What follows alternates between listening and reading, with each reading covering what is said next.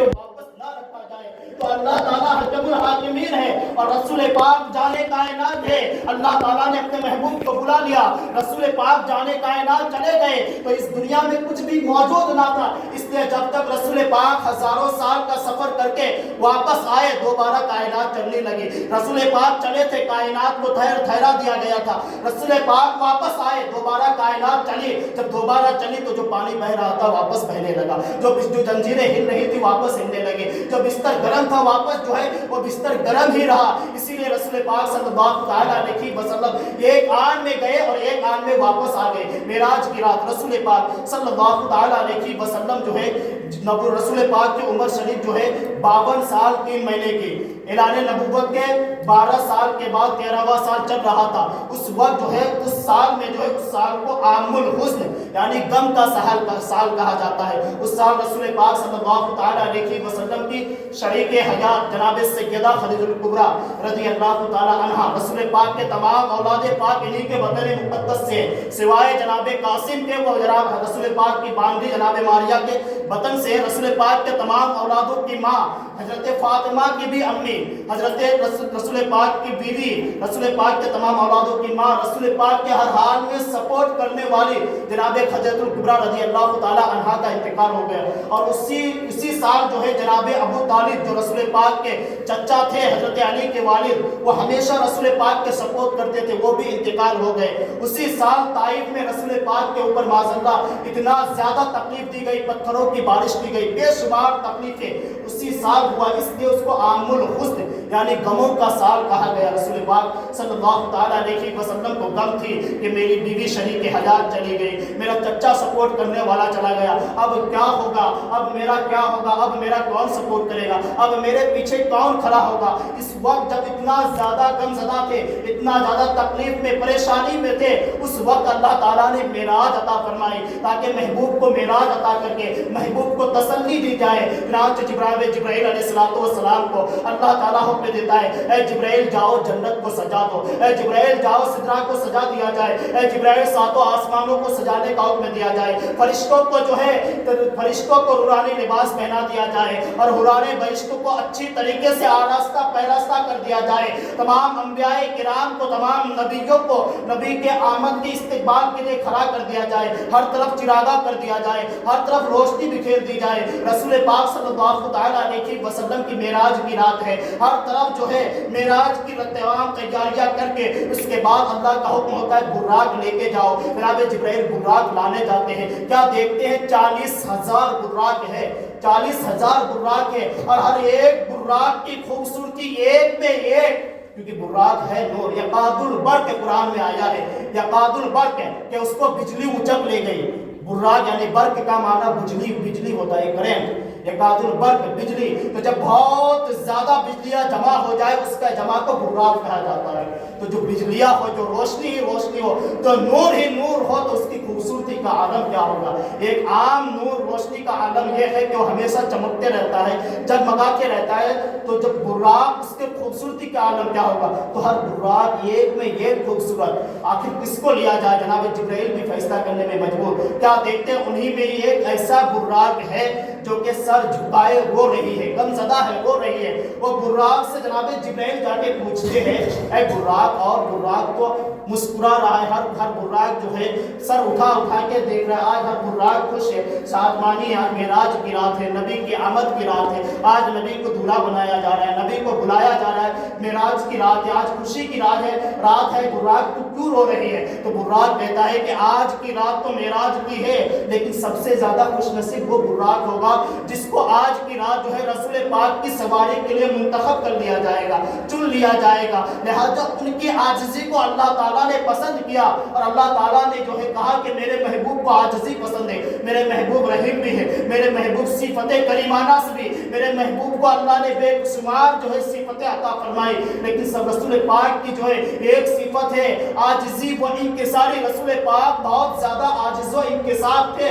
تو رسول پاک کی عاجزی و انکساری کو دیکھ کر اللہ تعالیٰ اس براق کو پسند کرتا ہے, اور رسول پاک صلی اللہ تعالیٰ علیہ وسلم کی سواری کے لیے چن لیا جاتا ہے. جناب جبرائیل 70,000 فرشتوں کو لے کر حضرت علی کے बहन जनाब उम्मे हानी, रसूल पाक की चाचीजाद बहन जनाब उम्मे हानी के घर आते हैं। क्या देखते हैं कि घर का दरवाजा बंद है, और घर का दरवाजा बंद है। जनाब जिब्राइल आए कैसे? क्योंकि घर का दरवाजा खटखटाता है तो रसूल पाक के नींद में खलल होगी, ये बेअदबी होगी। जिब्राइल को हुक्म था अदब से जाए, क्यों? क्योंकि ये वो जगह है कि जिस जगह में बड़े से बड़े मुकर्रब भी अदब के साथ आते हैं। अदब गाइस जेरे आसमा अज अर्श नाजुक दर, यानी ये ऐसी जगह है कि आसमान के नीचे अर्श से भी ज्यादा अगर कोई चीज अदब की है तो रसूल पाक सल्लल्लाहु तआला अलैहि वसल्लम की बारगाह है। रसूल पाक सल्लल्लाहु तआला अलैहि वसल्लम की बारगाह सबसे अदब वाली है। तो जनाब जिब्राइल अलैहिस्सलाम सोचते हैं, अल्लाह की बारगाह में फिर पूछते हैं, अल्लाह ताला रास्ता बताता है। जनाब जिब्राइल छत को फाड़ के जनाब उम्मे हानी के घर आते हैं। जनाब जिब्राइल छत को फाड़ के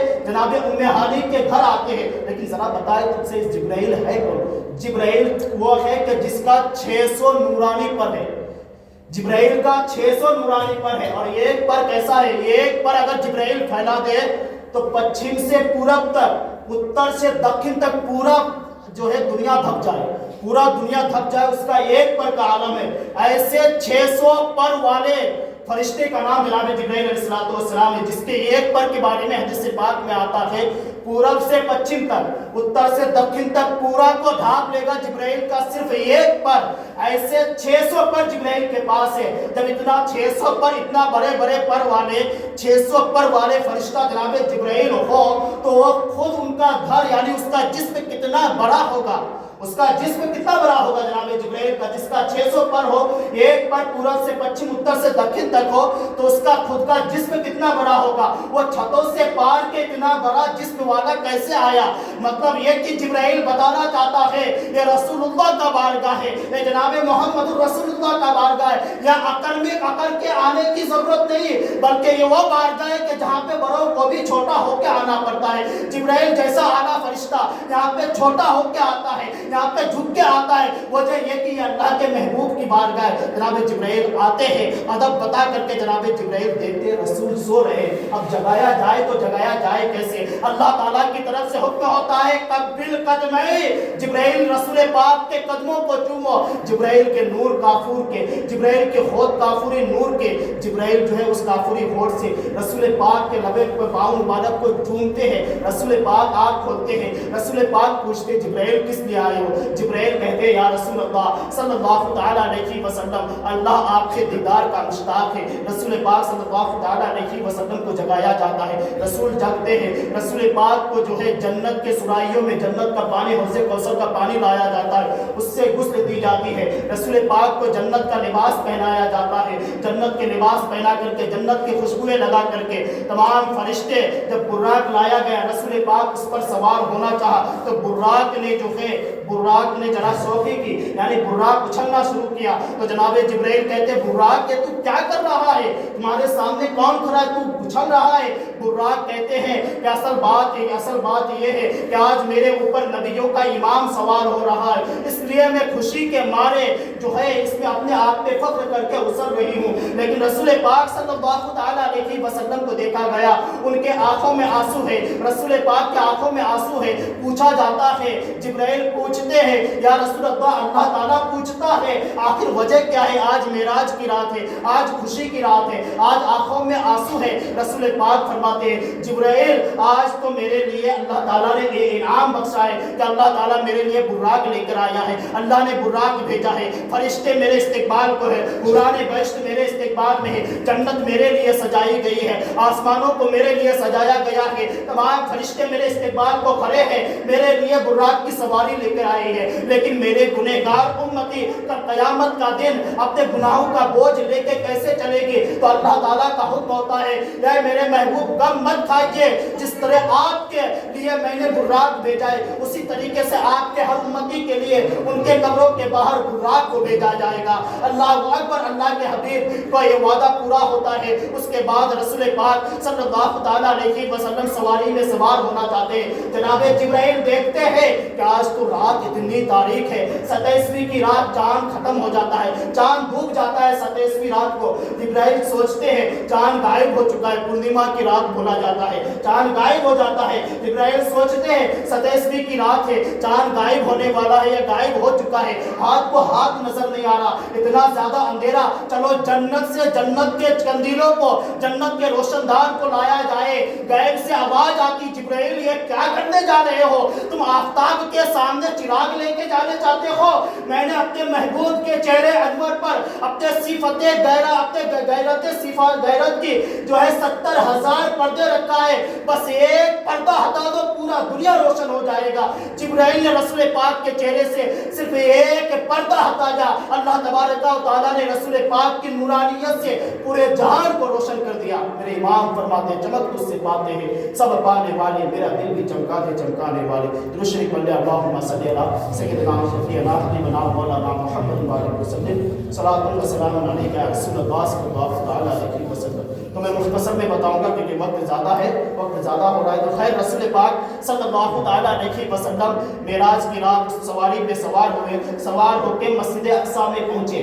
مسجد اقصیٰ میں تمام وہاں پہ جو ہے تمام انبیاء کرام پہلے سے کھڑے تھے، رسول پاک کا استقبال کیا، رسول پاک کے ہر کسی نے تعظیم کی، اکرام کیا، رسول پاک صلی اللہ تعالیٰ علیہ وسلم کو گلے سے لگایا۔ جناب جبرائیل نے وہاں پہ سراغ کیا اور وہاں پہ جو ہے سواری کو باندھا، رسول اذان ہوئی، اقامت ہوئی، تمام انبیاء سب باندھ کے کھڑے ہو گئے۔ ہر ایک کی نظر تھی کہ آج نبیوں کی امامت ہو رہی ہے، نبیوں کی امامت ہو رہی ہے، نبیوں کی جو ہے نماز ہو رہی ہے، اس میں امامت کون کرے گا؟ نبیوں کی نماز ہو رہی ہے۔ انشاءاللہ جمعہ کے اندر اس کے اوپر پوری تفصیلی گفتگو ہوگی۔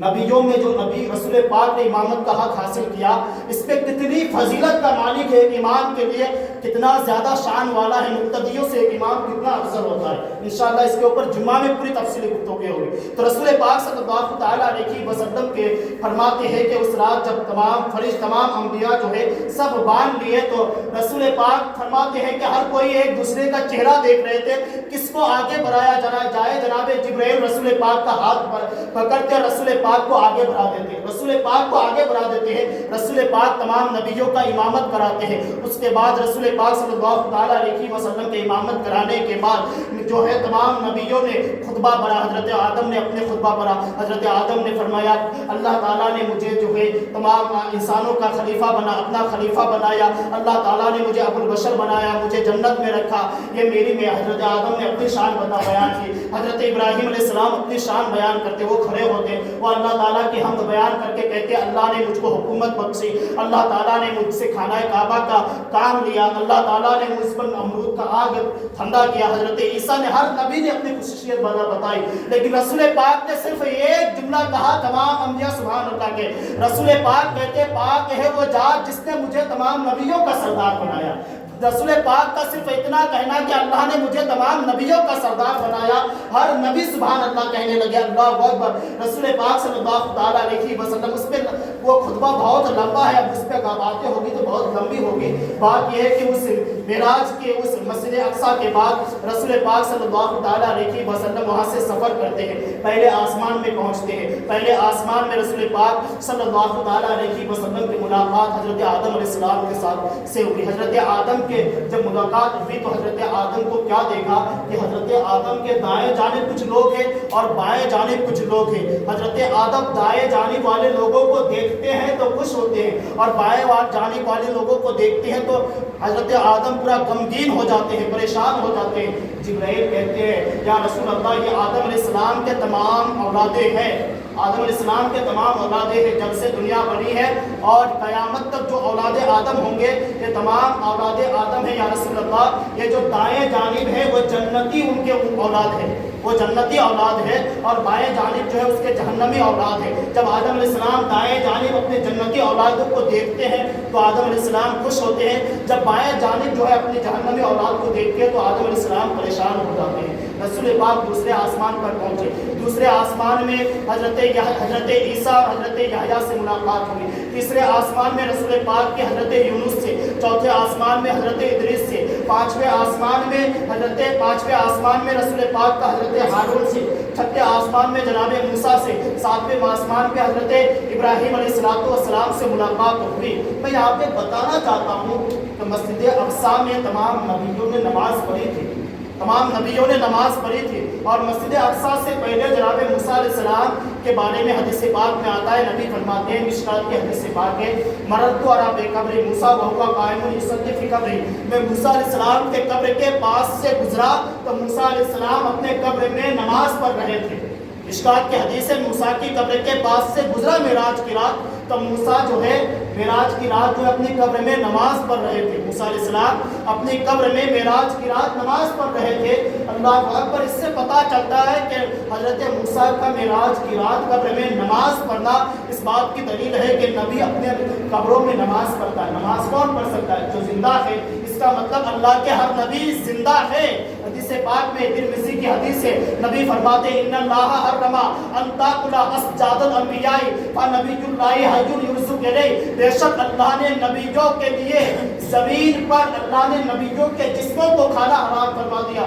अल्लाह के हर नबी जिंदा है और उसे रोजी दी जाती है। इसका मतलब क्या है? जब इंसान मर जाता है कुछ दिन के बाद उसके जिस्म को मट्टी खा जाती है। तो ये हदीस बताती है बेशक अल्लाह ने जमीन के लिए नबियों के जिस्मों का खाना हराम फरमा दिया। यानी जमीन तो और लोगों का जिस्म खा सकता है लेकिन अल्लाह के नबियों का जिस्म नहीं खा सकता। न जमीन के लिए अल्लाह ने इसको हराम करार दिया है। तो अल्लाह के हर नबी जिंदा है और उसको कब्र में रोजी दी जाती है। हदीस पाक में है। खैर तो जो है रसूल पाक की इस हदीस पे गौर करें।